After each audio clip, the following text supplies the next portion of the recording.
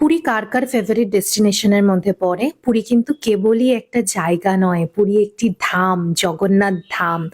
রাত্রিবেলা জগন্নাথ ধামের সৌন্দর্য কখনো উপলব্ধি করে দেখো, অসম্ভব সুন্দর লাগে। আমি ভুবনেশ্বরে যেখানে থাকি সেখান থেকে পুরী হার্ডলি ১.৫ ঘন্টা টাইম লাগে। কিন্তু আমি গুনে গুনে বলতে পারবো যে আমি কতবার গিয়েছি। মানে ওই যে বলে না, যারা কাছে থাকে তারা কাছের ট্রেন মিস করে, আমার অবস্থা হচ্ছে তাই।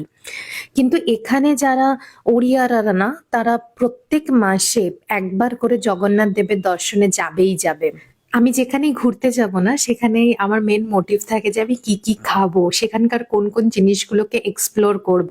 মানে আমার শয়নে স্বপনে খালি খাওয়া খাওয়া আর খাওয়া। আর এনাকে দেখো, চিকেন পকোড়া পড়তে না পড়তেই গরম গরম মুখের মধ্যে দিয়ে দিয়েছে, ব্যাস ধামাকা।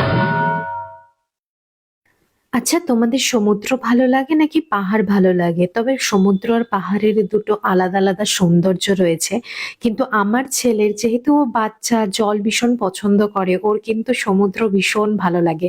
পাহাড়ে গেলে বলে কি, মা আমার ওই জিগজ্যাগ রাস্তায় ভালো লাগে না, বমি পায়। আমরা যেহেতু খুব একটা ঘুরতে বেরোই না এদিক ওদিকে, তো এইবার ওকে নিয়ে যাওয়ার একটাই কারণ ছিল যে তুই এনজয় কর তোর মতন করে, ২টো দিন তুই তোর মতন করে কাটা।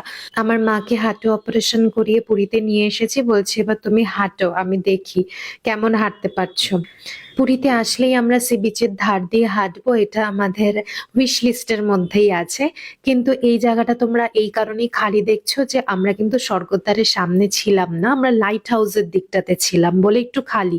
স্বর্গদ্বারের সামনে পুরো গড়িয়াহাট আর ভিড়কে হার মানিয়েছে। পুরীতে যেহেতু খুব ফ্রেশ মাছ পাওয়া যায়, তো আমরা চেষ্টা করেছিলাম একদম তাজা তাজা মাছগুলোকে নিয়ে ট্রাই করার। কিন্তু এই যে ইনি আবার মাছ খান না, ইনি আবার বাঙালি হয়েও মাছের প্রতি অভক্তি, চিংড়ি ছাড়া বাবু কিছুই খান না। তো তার জন্য অর্ডার করা হয়েছিল চাইনিজ। তো চাইনিজ তখনো পর্যন্ত এসে উপস্থিত হয়নি বলে উনি কি করবেন এটা ওটা নিয়ে হাবজি কাবজি করছে।